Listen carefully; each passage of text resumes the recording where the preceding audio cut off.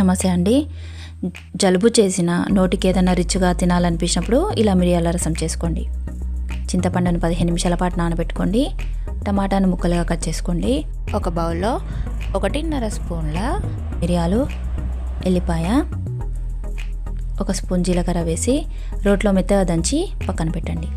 ఒక బాండి తీసుకొని 1 టేబుల్ స్పూన్ ఆయిల్, కొద్దిగా ఆవాలు, ఎండుమిర్చి, కరివేపాకు, పసుపు, ముందుగా దంచి పెట్టుకున్న మిశ్రమాన్ని వేసి కలపండి.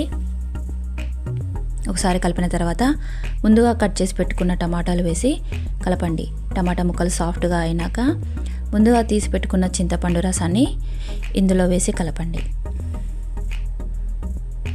1 స్పూన్ కారము, 1 స్పూన్ ఉప్పు వేసి ఒకసారి బాగా కలపండి.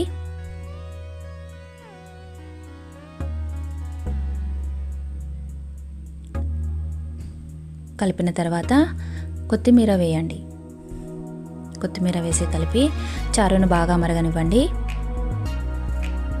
చారు మరుగుతున్నప్పుడు మంచి వాసన వస్తుంది.